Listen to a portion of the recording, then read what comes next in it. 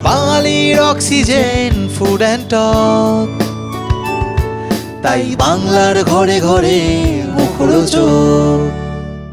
এরপরে আবার নবনীতা নতুন করে সংসার করতে চায় বা গুছিয়ে নিতে চায়।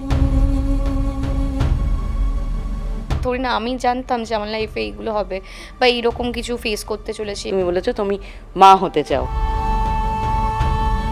বিভিন্ন জায়গায় অদ্ভুতভাবে হেডলাইন তৈরি হয়ে গেছে এবং অনেক লোকজন বানিয়ে নিয়েছে এই তো নবনীতার বয়ফ্রেন্ড হয়েছে, সেই ছবিগুলো তুলে। আমার দিক থেকে এটা কোনো রাজনৈতিক কোনো লিঙ্ক নেই। হ্যাঁ, আমি তার আগে কথা হয়েছে, তার আগে ও যখন বললো যে শাইনি এটা পোস্ট করেছে, আমার শাইনির সাথেও কথা হয়েছে এবং যথেষ্ট মানে যেরকম আগেও কখনো দেখা হলে একে অপরকে অ্যাকনলেজ করেছি আমরা, সেই রকমভাবেই কথা হয়েছে। খুব সহজ কথায় বলতে গেলে তিনি ভারী মিষ্টি মেয়ে, কিন্তু তার কথাবার্তা বেশ চোখা চোখা, কিন্তু সে কথা সে খুব কম সময়ই শেয়ার করে থাকেন। তো নবনীতা, টলি টাইমে স্বাগত। এবং প্রথম যে কথাটা বললাম, খুব মিষ্টি একটা মেয়ে, কিন্তু কথাগুলোয় বেশ ধার আছে, কিন্তু কথা খুব কমই মানে লোক সমাজে শেয়ার করো, কি বলতে চাও না চাও, সেটা কেন? মানে আমি জানি না যে চোখা চোখা কথাগুলো কোথা থেকে মনে হলো। হ্যাঁ, এইটা আমি একটু গোটা গোটা টাইপের কথা বলি, তবে চোখা চোখা কথা বলার মতো এরকম কোনো ইনসিডেন্ট মানে হলেও আমি চোখা চোখা কথাগুলো নর্মালি একটু এড়িয়েই যাই, কারণ চোখা চোখা মানুষ হোক, কথা হোক বা এরকম কোনো সঙ্গ, সবটা থেকে আমার একটু দূরে থাকতেই বেশি ভালো লাগে। কথাবার্তার ক্ষেত্রে খুব শার্প, সেটা বোঝাতে চাই। আচ্ছা, হ্যাঁ, সেটা হতে পারে হয়তো। কি হয়, কম কথা বললেই আর মানে শার্পনেসটা প্রপার থাকে। বেশি কথা বললে তো তুমি সেটা ধার দিতে পারবে না, তো মানে চলেই যাবে, মানে স্রোতের মতো চলে যাবে। হ্যাঁ, একটু আগে থেকে কথা বলা আমি একটু কমিয়েছি, বা একটু সংবাদ মাধ্যম হোক, এই দিক থেকে হোক, একটু অফে থাকলে আমার মনে হয় যে তারপরে কোনো কথা বলে সেটার গুরুত্বটা একটু অন্যরকমভাবে থাকে। তো কেমন আছে নবনীতা, সেটা একটু শুনি, কিভাবে সময় কাটাচ্ছে? কেমন আছি, প্রথমত কথা, আমি এখন আগে যেখানে থাকতাম অবভিয়াসলি ওখানে থাকি না, এখানে শিফট করার পর থেকে এখানে আলাদা থাকি। আর আলাদা থাকতে থাকতে অনেক অভিজ্ঞতা হয়েছে, যেরকম একা পুরো জিনিসকে মানে কোনো সামলানো, একা পুরো মানে বাড়ির দায়িত্ব নেওয়া, সংসার সামলানো, বাকি আরও ফ্যামিলি এই ওই। তারপরে আমার একটা অন্য কাজের সঙ্গেও যুক্ত হয়েছি, সেইটাও একটা হয়েছে। আগে কাজের প্যাটার্ন আলাদা রকম ছিল, মানে আলাদা স্কেডিউল ছিল, সকালবেলা উঠে শুটিংয়ে যাওয়ার মতো একটা জায়গা ছিল। এখন সেটা একটু চেঞ্জ হয়েছে। আমি নিজের শরীরচর্চা, খাওয়া দাওয়া এইগুলোর ওপর জোর দিই। আগে অতটা ঘুরতে যেতাম না বা যেতাম না, সেইগুলো এখন একটু বেড়েছে। তো এইগুলোই এখন একটু চেঞ্জেস এসছে আর কি নতুন জীবনে। তবে অনেকে যেটা বলে, বিনোদন জগতের সঙ্গে যারা যুক্ত তারা যদি হঠাৎ গ্ল্যামারের থেকে বাইরে বেরিয়ে যায় বা সেই চাকচিক্য থেকে বাইরে বেরিয়ে যায়, একটা ফোমো কাজ করে, ফিয়ার অফ মিসিং আউট। সেটা কি নবনীতার তার মানে একেবারেই নেই, মানে সেই গ্ল্যামারের দুনিয়াটা থেকে নিজেকে সুন্দর করে গুছিয়ে রাখতে পারছে? দেখো, যখন আমি নিয়মিত কাজ করেছি সেই সময়ও আমাকে মানে এইটাকে এইভাবেই করে যেতে হবে এইরকম একটা ছিল না ওরকম কখনই। আমার কাজের পরে আমি আমার নিজস্ব পার্সোনাল লাইফস্টাইলটা কীভাবে লিড করতে পারছি, এইটাই আমার একটা বড় জিনিস ছিল। এবং শুটিংয়ের জায়গাটা শুধুমাত্র একটা প্রফেশনাল, যে সেখান থেকে আমাকে মানে প্যাশনেটলি করব এবং আমি সেখান থেকে আয় করব, এইরকমই একটা জায়গা ছিল। আমি খুব বেশি মানে কোনো জিনিসকে নিজের লাইফের থেকে খুব বেশি প্রাধান্যতা দিয়ে ওরকম বিশ্বাসী ছিলাম না। এরকম না যে অনেকে থাকে না, অনেকেই থাকে, সেটা তাদের ব্যক্তিগত ব্যাপার, কে কীরমভাবে কাজের জগৎ থেকে দেখে। কিন্তু আমার কাজের জগৎটা আমার কাছে একান্তই কাজেরই জগৎ। সেটা আমার মানে ব্যক্তিগত জীবনে প্রচণ্ড বেশি হাবি হয়ে পড়লো, যেটার জন্য হয়তো আমার ব্যক্তিগত পিস নষ্ট হচ্ছে বা আমার শরীর ঠিক রাখতে পারছি না, এইভাবে কাজ করছি। সেটা একসময় হয়েওছে, একসময় এত মানে ব্যাক টু ব্যাক কাজ করে করে হয়তো শরীর খারাপ হয়েছে বহুবার। তো এই কারণেই আমি এখন নিজের মানে ব্যক্তিগত লাইফস্টাইলটাকে একটু বেশি প্রাধান্য দিই। তাহলে এই ফেমের নেশাটা থেকে সরে, মানে যেটা অনেকে বলে ফেমের নেশার মতো, তো সেটা থেকে সরে এখন নিজেকে কীভাবে সময় দাও, মানে কীভাবে গুছিয়ে রাখো? সেটা হলো, আগে আমার শরীরচর্চাটা করা একদমই হতো না, কারণ ওই অতক্ষণ শুটিং করে তো তারপরে সম্ভব নয়। এই যে এখন যে একটু গ্যাপ পাচ্ছি, এখন শরীরচর্চাটা চেষ্টা করি নিয়মিত করার। এবং আমি খুব একটা এই গ্যাদারিং হোক এই হোক, শুধুমাত্র শুটিং যারা করে তাদের সাথেই ম্যাক্সিমাম কথা হতো, কিন্তু বাইরের যে জগৎ, বাইরের মানে যে কোনো প্রফেশনের মানুষদের, তাদের সাথে যে মেশা, এইটা না একদমই হয়ে ওঠেনি আমার। কারণ আমি এত মানে কম বয়স থেকে শুটিংয়ের সাথে জড়িত হয়ে গিয়েছিলাম, তারপর থেকে আমার জগৎটা মনে হয়েছিল যে শুধুমাত্র এইটা নেই, এর বাইরে বোধহয় আমার কোনো জগতই নেই। কিন্তু তারপরে আস্তে আস্তে যখন অন্য প্রফেশনাল অন্য জগতে ঢুকলাম, ও সেখানের একটা কাজকর্মের তালিকা আলাদা, কথা বলার মানে মার্কেটিং করা বা পিয়ারের একটা অন্যরকম জিনিস আছে। তো সেটা যখন শিখলাম একটা নতুনই এক্সপিরিয়েন্স হলো। এখন যখন মানে আমার যাদের সাথে কথা বলি তারা প্রত্যেকটা আলাদা আলাদা প্রফেশন মানুষ, এরকম না যে একটাই তারা শুধু শুটিংই করে। তো এই নতুন এক্সপিরিয়েন্সগুলো তো অবভিয়াসলি আমাকে এগিয়ে যেতে অনেকটা হেল্প করে। যখন এই প্রথম ডিসিশনটা নিয়েছিলে বা নেওয়ার কথা মাথায় এসেছিল, কোনটা কিক পয়েন্ট ছিল যে না এবার একটা অন্য কিছু করতে হবে? সেইটা হলো আমি যত এক তো হলো কাজ ঠিক সেটা ঠিকই আছে, কিন্তু তার আগে এই একই ইন্ডাস্ট্রিতে কিছু পার্সোনাল বিষয় যখন জড়িয়ে ছিল এবং সেই সময়টা আমি কিছুতেই নিজেকে ওইখান থেকে ওভারকাম করে বা পুরোপুরি নিজেকে হিল করে করতে পারছিলাম না। ওইটা একটা আরেকটা কারণ, মানে মানে এরকম না ওইটাই একটা কারণ, অনেকগুলো কারণের মধ্যে ওটা একটা কারণ যে আমার মনে হয়েছিল যে শুধুমাত্র মানসিকভাবে তুমি ধরো একই জায়গায় যাচ্ছ, শুটিংয়ে গেলে সেই একই জিনিস নিয়ে আলোচনা হচ্ছে, তো আমার পক্ষে তখন হিল হওয়াটা বা অতটাও আমি স্ট্রং ছিলাম না যে আমি ইজিলি হিল হয়ে যাবো। তো ওখান থেকে যখন আমি একটু সরে এলাম তারপরে আমার হিল হওয়াটা অনেকটা সহজ হয়ে গিয়েছিল যখন আমি একটু সরে আসলাম। এরকম না যে আমি কখনোই কাজ করব না, এরকম ব্যাপারটা নয়, কিন্তু এই সময়টাই গত 1-1.5 বছরটা আমাকে নিজেকে দেওয়াটা খুব দরকারি ছিল। এটা এখন তখন বুঝতে পারিনি, এখন বুঝতে পারছি যখন এই 1-1.5 বছরটা পার হয়ে গেছে তখন বুঝতে পারছি হ্যাঁ ওই টাইমটা নিজেকে দেওয়া খুব দরকার ছিল। তো এই 1-1.5 বছরে ইন্ডাস্ট্রি যখন আমরা কাজ করি হয় না যে যে মানুষ যে কিছু মানুষের সঙ্গে রোজ কথা হচ্ছে, রোজ পরিচয় থাকছে, যখন কাজ করি না অদ্ভুতভাবে অনেক মানুষই জীবন থেকে চলে যায়, মানে বোঝাই যায় না যে তারা তো এতটা কাছের মানুষ ছিল, এখন আর যোগাযোগই নেই। আমি ওটা কখনো করতাম না। আমি যখন আমার শুটিংয়ের এই জন্যই শুটিংয়ের মানে পরিবেশের মধ্যে আমাকে নিয়ে পরে শুনেছি যে তখন যে কেউ আমার সাথে মিশে কথা বলে, এই আমি তো শুনেছি তুমি নাকি খুব প্রচণ্ড ট্যান্ট্রাম দাও, তুমি কারোর সাথে কথা বলো না, কোনো এ করো না, না কী করে এটা হতে পারে, এমনি মানে তাদের সাথে যখন বাইরে আলোচনা হচ্ছে কথা হচ্ছে তারা আমাকে অন্যভাবে দেখছে। তো আমি তখন বলি ওটা না আমার কাছে শুধুমাত্র কাজের জায়গা, আমি না পারি ওইখানে বন্ধুত্ব পাতিয়ে ওইখানে লোকদের সাথে পার্টি করতে। আমার না কোনো ইন্ডাস্ট্রিয়াল বন্ধু আছে, না এরকম কোনো গ্রুপ আছে যে যেখানে আমি নিয়মিত যাই বা নিয়মিত তাদের সাথেই কথা হয় যারা একদমই ইন্ডাস্ট্রির লোক না, তারা সম্পূর্ণ অন্য প্রফেশনাল মানুষ।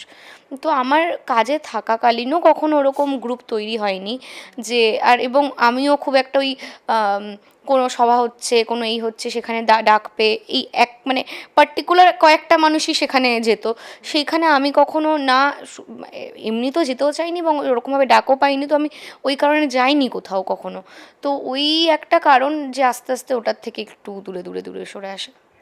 যেহেতু তুমি বললে যে একটা পার্সোনাল জায়গা যেহেতু জড়িয়েছিল এবং সেটাও একটা কারণের মধ্যে, সেই পার্সোনাল জায়গাটা একটু আসি।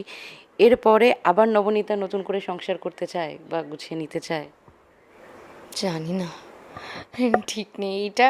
এই যে বললাম না এইটাও যে হবে এটা আমি লাইফকে থোড়ি না আমি জানতাম যে আমার লাইফে এইগুলো হবে বা এইরকম কিছু ফেস করতে চলেছে, এরকম কিছু মানে এক্সপিরিয়েন্স করতে চলেছে, এটাও আমি জানতাম না।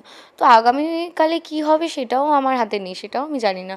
তবে আমি এখন আর আগে মানুষ কি লাইফে একটা পার্সপেক্টিভ থেকে ভাবতো, ধরো কাজের বাইরেও যে ওকে একটা এরকম কোনো মানুষ হলে ভালো হয়, একটা এরকম কোনো সঙ্গ হলে ভালো হয়, বা এখন আর আমার ওই পার্সপেক্টিভটা নেই লাইফের প্রতি যে একটা এইটা হলে ভালো হয়, মানে এইটা না হলেও মানে হওয়া যায়। কারণ এখন কিছু কিছু মানুষ তাদের সাথে আমার পার্সোনাল ওই রিলেশনে কোনো সম্পর্ক নেই, কিন্তু তা সত্ত্বেও তাদের থেকে এত ভালোবাসা এত একটা মানে বন্ডিং তৈরি হয়ে গেছে। তো এখন মনে হয় যে ঠিক আছে, কোনো মানে একটা কোনো মানুষকে না পেলেও অনেকগুলো এরকম মানুষ আছে যাদের মানে সান্নিধ্যে থাকতে পেরে বা যাদের সাথে থাকতে পেরে আমার ওই কমতিটা কখনো ওরকম মনে হয়নি। তুমি এই কোনো কিছুর মধ্যে মনে না হওয়া দিলেও যখন তুমি গোয়া থেকে ছবি পোস্ট করেছো বা বিভিন্ন ছবি পোস্ট করেছো, বিভিন্ন জায়গায় অদ্ভুতভাবে হেডলাইন তৈরি হয়ে গেছে এবং অনেক লোকজন বানিয়ে নিয়েছে এই তো নবনীতার বয়ফ্রেন্ড হয়েছে, সেই ছবিগুলো তুলেছে। না আমরা তো যেখানে এই যে থাইল্যান্ড গেছিলাম এবং মালয়েশিয়া গেছিলাম, ওখানে সব গ্রুপ ছবিও মানে আমরা যে 5 জন গেছিলাম টোটাল আমাদের এই বিল্ডিংয়েরই 2 জন কাপল আর আমি একা গেছিলাম। তো 5 জনই গেছি, এবং এরকম না যে শুধুমাত্র আমি কোথাও গেলে শুধুমাত্র একার ছবি পোস্ট করি না, সেটা স্টোরিতে হোক বা হোক, সব 5 জনের একসাথেই। মানে তোমাদের বিচ্ছেদের একদম প্রথম দিকটা যখন ছবি পোস্ট করে? আচ্ছা, রে 2023 সালে আমি নিজেও ভুলে গেছি। তখন তো শুটিংয়ের মাঝে মাঝে যেতাম, তখন তো এত প্ল্যান করে হতো না। তখন ধরো মানে আমরা ফিক্স করলাম যে মানে ছুটিতে আছে, তখন তো মানে 4 দিনের ছুটি, মানে 4 দিনেরই ছুটি, আমরা আগে থেকে প্ল্যান করতে পারবো না, যেমন শুটিংয়ে হঠাৎ করে ছুটি হয়ে যায়। দেখলাম শনি রবি ছুটি, আচ্ছা লাইনার আসেনি, একদিন ছুটি চেয়ে নিলাম, এরকম করে 4 দিনের ছুটি করে প্ল্যান করলাম। তখন হয়তো মানে এদের রাখিদিকে, মানে আমার আরেকটা দিদিরা আছে, বা ওদের কাউকে বলেছি, ওদের হয়তো কোনো ফ্রেন্ড গেল গেল, তখন আর কি মানে ওই কজন মিলেই চলে গেলাম। এখন কি একটা প্ল্যান করে, একটা আগের থেকে টাইম করে, আগের থেকে হয়তো আমরা কোনো জার্নির ভিডিও করব, সেটাও আগে থেকে আমরা প্ল্যান করে, ড্রেস প্ল্যান করে কেনা, এইগুলো সমস্ত এখন করা যায়। কিন্তু তখন যেহেতু আমি পুরোপুরি একটা কাজের মধ্যে জড়িত, তখন আমি অত প্ল্যান করতে পারবো না। তখন অফ হয়েছে, ওকে চলো, মানে এই অফটা আর কি কোনোভাবে কাজে লাগাতে হবে, ওকে চলো এখানে যাওয়া যাক, বা কোনো ইনভিটেশন ছিল কোথাও, ওখান থেকে আমরা ঠিক করলাম যে 1 দিন 2 দিন কোথাও থেকে যাব, থেকে একেবারে আসবো, এইরকমভাবেই তখন যাওয়া হয়েছে। তখন আর মানে প্ল্যান করে করে এইভাবে হয়নি, এখন সেটা হয়। সেটা মানে তখন পায়ের তলায় সর্ষেটা ধীরে ধীরে পড়তো, এখন একটু ফাস্ট পড়ে, একটু ভেবে চিনতে পারে। হ্যাঁ, এখন ভেবে চিনতে পারে, কারণ এখন পুরোপুরি মানে আমাদের এই যে একটা এখানকার গ্রুপ আছে, সেখানে আমরা খুব ভেবে চিনতে, শুধু মানে ঘুরতে যাওয়া না, কেউ যদি আলাদা আলাদা জায়গায় থাকে, আমরা ভিডিও কলে জাস্ট রেখে আমাদের আড্ডাটা চলে। ধরো আমি বাড়িতে আলাদা বসেছি, তারা অন্য কোথাও গেছে, বা কেউ অন্য দেশে আছে, সেরকমভাবেই আমাদের ভিডিও কলে ওইটা একটা মানে কমন, ওইটা রেখে আর কি চলে। তবে এরই মধ্যে তোমার রিসেন্ট পাস্টের একটি ইন্টারভিউ, যেটা প্রচুর মানুষ দেখেছে, সেটা হলো তুমি বলেছো তুমি মা হতে চাও এবার। হ্যাঁ, ও জিজ্ঞেস করেছিল যে কখনো যদি মানে এরকম কোনো সিচুয়েশন হয় যে তুমি কি এইরকমভাবেই থেকে যেতে চাও, আমি যে দেখো এইরকমভাবে থাকাটা, এইটা একটা মানে ইচ্ছে আছে, কিন্তু এইটা কীরকমভাবে ফুলফিল হবে সেইটার জন্যই যে মানে একটা কাউকে বিয়ে করতে হবে বা থাকতে হবে, সেইটা নয়। মানে আমার একটা অন্য রিজনও হলো যে এটা একটা সুপ্ত জিনিস ছিল, কারণ আমি না মানে একটা পারপাসফুলি কোনো জিনিস হলে খুব ভালো হয়, আমি নিজেকে ভালো ইনভেস্ট করতে পারি, এবং একটা গোল হিসাবে সেটাকে দেখি। তো ওইটা একটা আমার কাছে একটা এমন একটা গোল হতো, যেখানে আমি মানে ধরো একটা প্রজেক্ট, আমি সেই প্রজেক্টে ভালোভাবে কাজ করলাম, ওটাতে ধরো কথার কথা ধরে নিলাম যে একটা প্রজেক্ট, ওটা মা হওয়াটা একটা প্রজেক্ট, সেইটাতে আমি প্রজেক্টের ওপর ভালোভাবে কাজ করলাম, নিজেকেও দেখলাম যে আমি কতটা আরও দায়িত্ব নিতে পারি। কারণ প্রথম মানুষ বুঝতে পারে না যে আমি কীরকম, এই এখন একা থাকছি, আরও বুঝতে পারছি যে আমি কোন দিকে ক্যাপেবল, কোন জিনিসটা আমার খামতি আছে, কোন জিনিসটা আমি বেটার করতে পারি, বা কোন জিনিসটা আমি অ্যাভয়েড করলেই বেটার। তো আস্তে আস্তে মানুষ বুঝতে পারে, তো আমি এখন আস্তে আস্তে বুঝতে পারছি। তো তার মধ্যে একটা জিনিস দেখলাম যে হ্যাঁ, কাউকে একটা গাইড করা, বা একটা জায়গা থেকে কাউকে মানে কোনো জিনিসের ওপর কাজ করা, সেইটা আমি বেটার করতে পারি, রাদার দ্যান পুরো মানুষ মানে অনেক লোকদের নিয়ে করে, সেটার থেকে একটা জায়গায় আমি ভালোভাবে মনোনিবেশ করে কাজ করতে পারি। তো সেই জায়গা থেকে, সেই উপলব্ধি থেকে আমার মনে হয়েছে যে আমি যদি ভবিষ্যতে কখনো যদি মা হই, আমার মনে হয় যে মানে অনেক অন্য রকম, যেটা অন্য মায়েরা বা তাদের সন্তানদের অন্যভাবে দেখে, আমি একটা অন্য রকম একটা পরিবেশ, অন্য একটা লাইফ দিতে পারবো। তো যখন আমরা মানে খুব খারাপ একটা সিচুয়েশন থেকে যখন একা থাকা শুরু করি, যখন কিছুটা সময় নিজেকে দেওয়ার চেষ্টা করি, তখন দুটো হয়। এক, যেমন কিছু মানুষের মুখোশ আমাদের সামনে ধীরে ধীরে খুলে যায়, ঠিক সেরকম নিজেকেও আমরা অনেক বেশি বুঝতে পারি যে কোনটা আমার স্বার্থপরতা, কোন জায়গায় আমি ভুল ছিলাম, কোন জায়গায় আমি একটু বেশি ভালো হয়ে গেছিলাম। সেটা নবনীতাকে কতটা আয়নার সামনে দাঁড় করিয়েছে? অনেক অনেক দিক থেকে করিয়েছে। এই যে এখন মানে বহু ক্ষেত্রে ধরো এরকম মনে হয়েছে যে দরকার ছিল না, এইটা আমার বলারও দরকার ছিল না, তার জন্য এখন আমি আর কোনো জিনিসেই মানে ও কেউ কিছু করছে, করতে থাকুক। প্রথমত কারোর কোনো পার্সোনাল ইস্যুতে আমি ঢুকি না, সে আমার যত কাছের মানুষ হোক, সেটা আমার বাবা মা হোক বা এমন যত কাছের বন্ধু হোক, সেইখানেও আমি একটা মানে আমি এতটাই তার কথা বলবো, এতটাই তার এর মধ্যে ঢুকবো, তার বাইরে আমি কখনোই ঢুকতে পছন্দ করি না। আমাদের এখানেও যে মানে বন্ধু বান্ধবের যে গ্রুপটা আছে, ওইখানেও সবাই হয়তো অনেক সময় একসাথে বসলে কি হয়, এই হয়, আমি কোনো পার্সোনালি ঢুকি না, যেটা হয়তো আমি আগে ভীষণই ওভার অ্যাটাচড হয়ে পড়ে হয়তো ভীষণ ঢুকে পড়তাম, সেইটা আমি একটু কম করার চেষ্টা করি। কারণ আমি জানি ওইটাও মানে আমি উপলব্ধি করেছি যে একটা অ্যাটাচমেন্ট ইস্যু আছে আমার।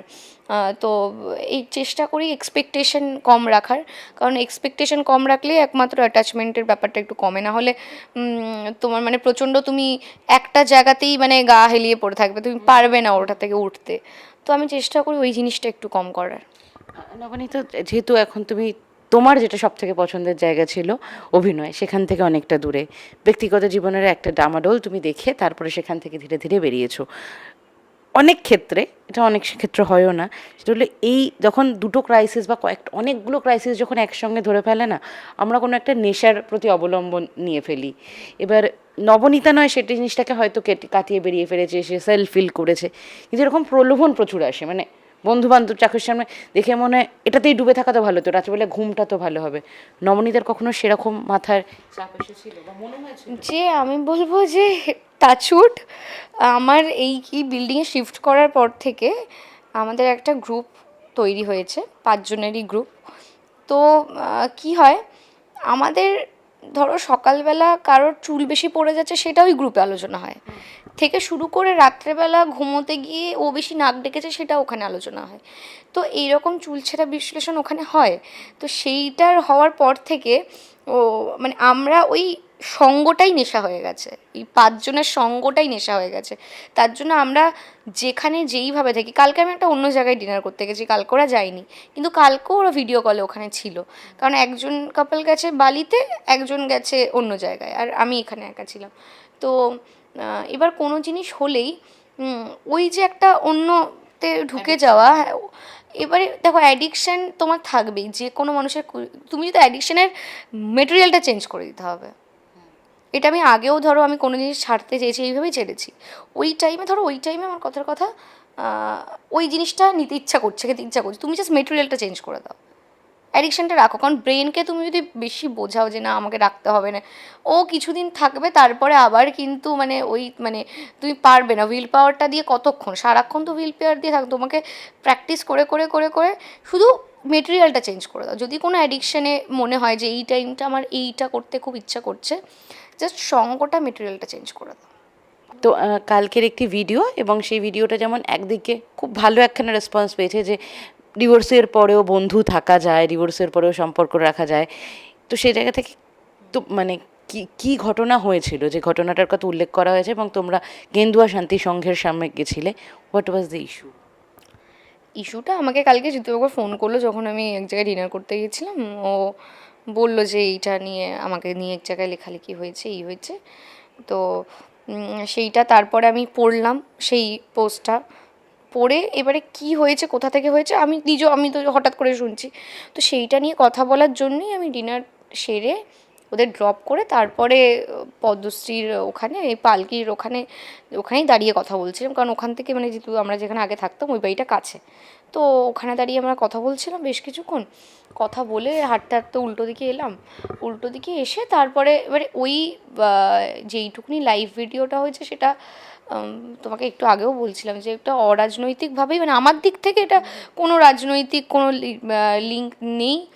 হ্যাঁ, আমি তার আগে কথা হয়েছে, তার আগে ও যখন বললো যে শাইনি এটা পোস্ট করেছে, আমার শাইনির সাথেও কথা হয়েছে, এবং যথেষ্ট মানে যেরকম আগেও কখনো দেখা হলে একে অপরকে অ্যাকনলেজড করেছি আমরা, সেই রকমভাবেই কথা হয়েছে।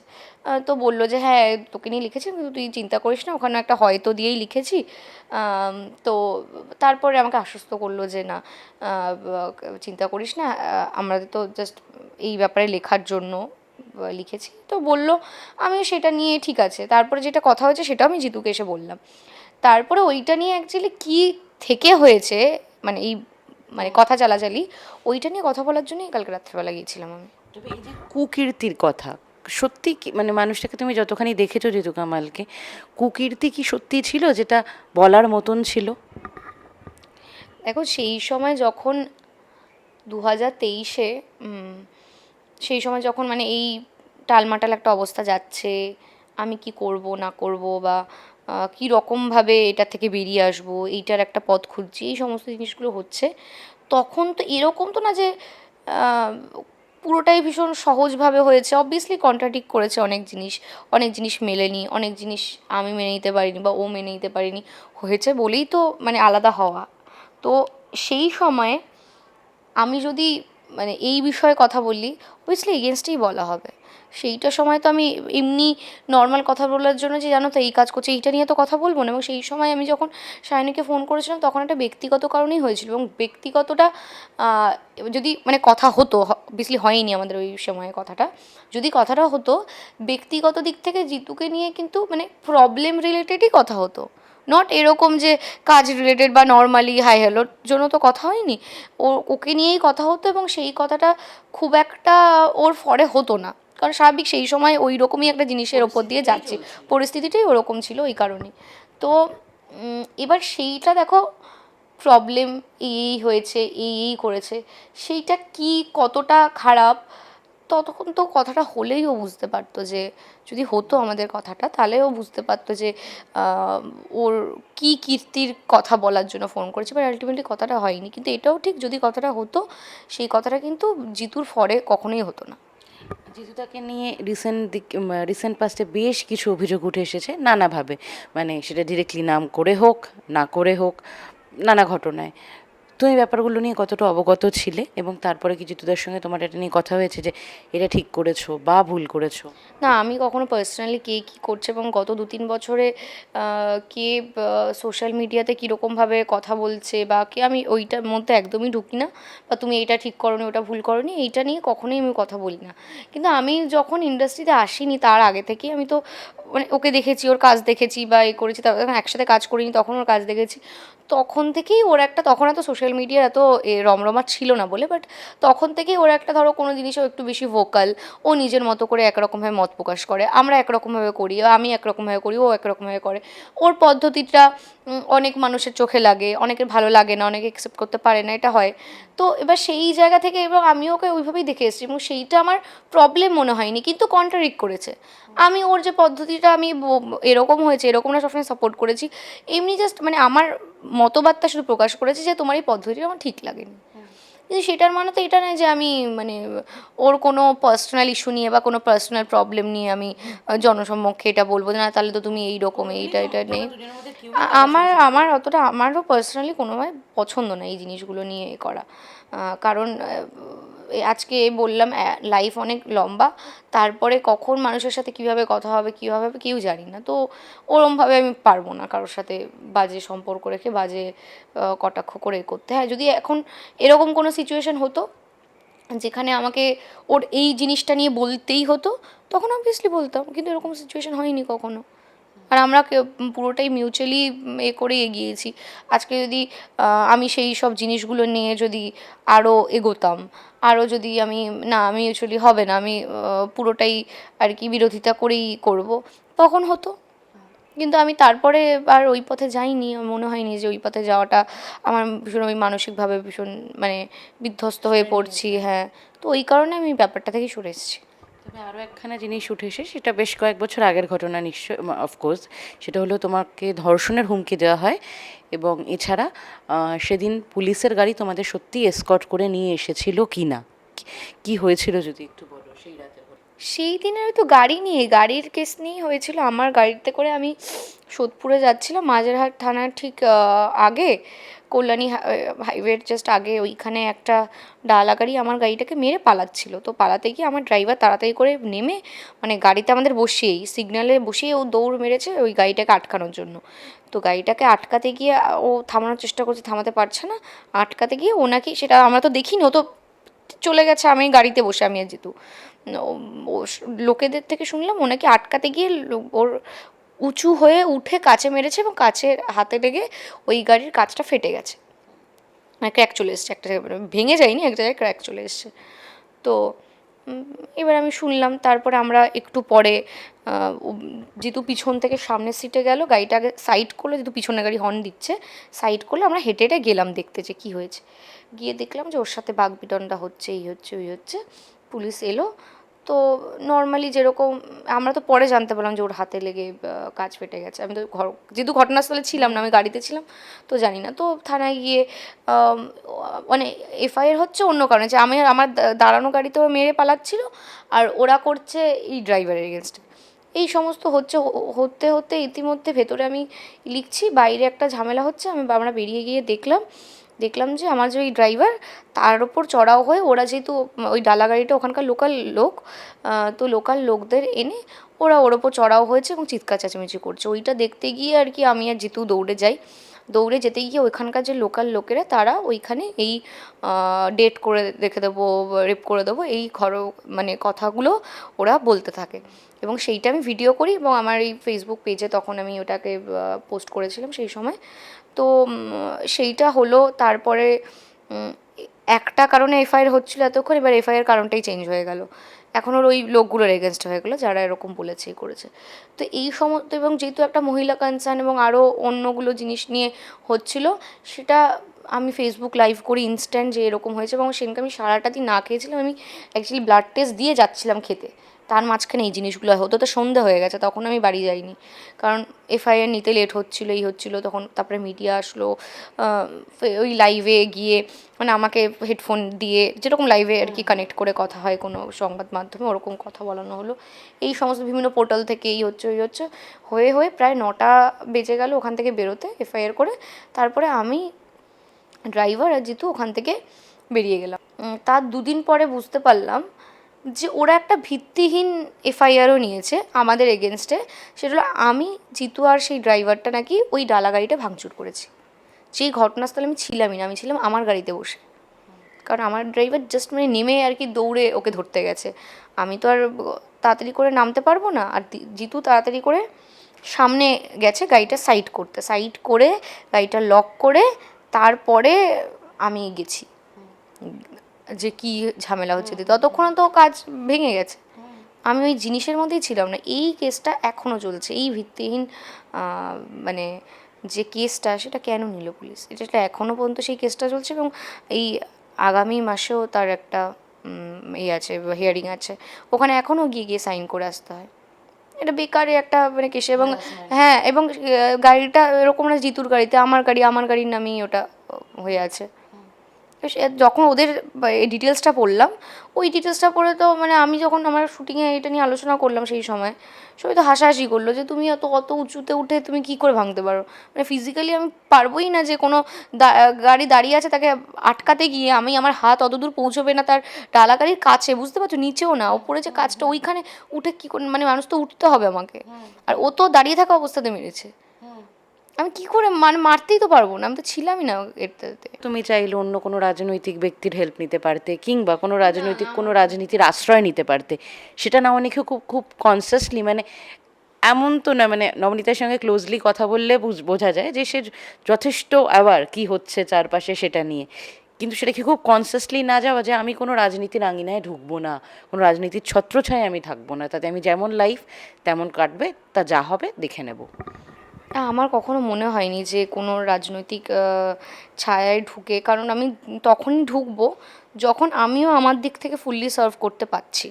আমি যদি কোনোভাবে ফুললি সার্ভ না করতে পারি কোনো জায়গাতে, শুধুমাত্র নিজের কোনো একটা সুবিধা নেওয়ার জন্য বা কোনো একটা ব্যাপারে সলভ করার জন্য, তো রাজনৈতিকভাবে ঢুকে তো কোনো মানে হয় না। মানে মানুষের কাছে বেকার রাজনৈতিক জায়গায় ঢোকা মানে একটা জনসমক্ষে গিয়ে একটা কিছু করার, এটা মানুষগুলোর যদি আমি মানে তাদের যদি একটা অন্ধকারে রাখি, তাদের সাথে যদি আমি একটা ভুল দ্বিচারিতা করি, সেটা তো একদমই আমার অ্যাজ আ পার্সন আমার খারাপ লাগবে করতে। তো আমি যদি কখনো মনে হয় যে হ্যাঁ এই মতাদর্শে আমি বিশ্বাসী থেকে আগামী দিনে রাজনৈতিকভাবে এইটাকে সমর্থন করতে পারবো, তখন নিশ্চয়ই করব। কিন্তু তার আগে অবধি এখনও অবধি সেরকম কোনো সিচুয়েশান আসেনি বা আমার ওই ফিলিংসটা হয়নি, তার জন্যেই আমি ওরকমভাবে কোনো মানে একজন রাজনৈতিক কোনো লোককে ধরে বা কোনো জিনিস হেল্প নিয়ে কখনোই করি। সাধারণ মানুষ হিসেবেও যেরকম মানে পুলিশের দ্বারস্থ হয়ে যদি কোনো জিনিস করতে হচ্ছে, ওইভাবেই করেছি। সেরকম সাদামাটাই থাকুক নবনীতা। তো শেষ দুটো প্রশ্ন করব, সেটা হলো আগামী দিনে নবনীতার এই আবার অভিনয়ের জগতের কোনো প্ল্যান আছে কি না, কীরকম কাজের অপেক্ষা করছে, আর আবার ওই একটাই ব্যক্তিগত জায়গা যে আবারও কি সংসার পাতার কোনো রকম ইচ্ছা বা চাপ, সেটা কি পরিবার থেকে আসছে? কারণ তুমি হয়তো বলতে চাও না, কিন্তু পরিবারের লোক তো সেটা নিয়ে প্রশ্ন করবেই। পরিবারের না, এইবারে এতদিন তারা একটা অন্যরকমভাবে ভাবতো, যদি আজকে আমি এরকম কোনো একটা অভিজ্ঞতা না হতো তারা একটা অন্যরকমভাবে ভাবতো। এখন তাদের ভাবার চিন্তার এটাও চেঞ্জ হয়েছে, তারাও আমাকে চেঞ্জ হতে দেখেছে, তারাও বুঝতে পারে যে আমার মনে কি চলে বা ব্রেনে কি চলে। তো তারা এটা নিয়ে কখনোই ওরকম চাপ দেওয়া বা ওরকম কিছু করে না। হ্যাঁ, তারা একটু অন্যরকমভাবে ইনভলভ, আগে যেরকম ইনভলভমেন্টটা অন্যরকম ছিল, তারা এখন বুঝতে পেরেছে যে বেশি আমাকে খুব একটা ঘাটায় না। আগে খুব তাদের এটা ছিল, এখন খুব একটা ঘাটায় না এই কারণেই যে জানে যে এখন একটু মন মানসিকতা চেঞ্জ হয়েছে, এই কারণে ঘাটায় না। আর একটা জিনিস হলো, হ্যাঁ একটা জিনিস জিজ্ঞেস করলে, এটা আর একটা কী জিজ্ঞেস করলে? হ্যাঁ, সেটা হলো দেখো এখন আমার কথা বলা, ওঠা, বসা, লুক, ভয়েস মডুলেশন অনেক কিছু চেঞ্জ হয়েছে।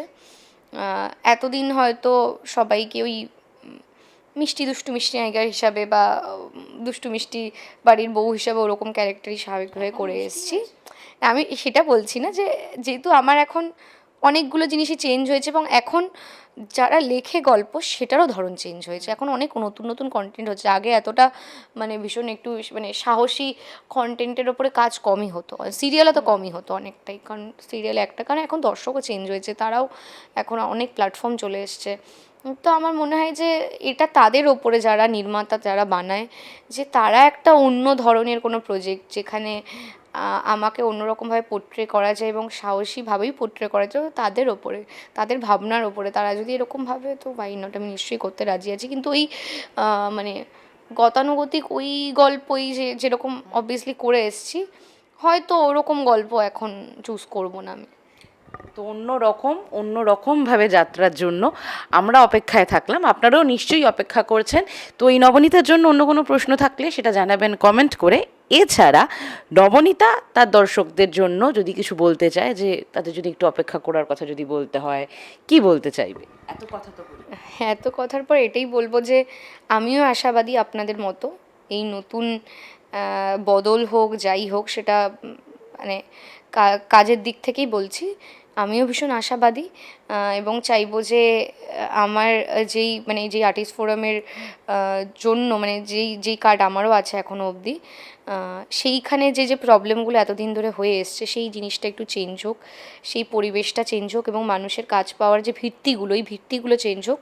এবং এই যে কোনো সভা হলে বা কোনো অ্যাওয়ার্ড হলে বা যাই হোক, যে মানুষগুলোকেই শুধুমাত্র এতদিন ধরে তাদেরই ডাক পাওয়ার একটা ব্যাপার হয়ে এসছে, সেইটার একটু রিশাফলিং হোক। তাহলে আমার মনে হয় যে ইন্ডাস্ট্রিতে অনেক অধরা জায়গা, মানে যেটা জায়গা অনেকে কেউ ছোঁয়নি, সেটা নিয়ে ঠিকঠাক কাজ করেনি, তাহলে তারাও একটা নতুন কাজ পাবে এবং একটা অন্যরকম জিনিস তৈরি হবে। এবং নতুনকে সবসময় মানে স্বাগত জানানো উচিত সবারই। তো তারা যদি নতুনটাকে অন্যরকমভাবে স্বাগত জানায়, আরও নতুন নতুন মানুষ যুক্ত হয় এই ইন্ডাস্ট্রিতে, তাহলে মনে হয় যে আমার মতো এরকম আরও অনেক মানুষের হেল্পও হবে এবং তাদেরও খুব ভালো লাগবে, তারাও ভীষণ স্বতঃস্ফূর্তভাবে এগিয়ে আসতে পারবে।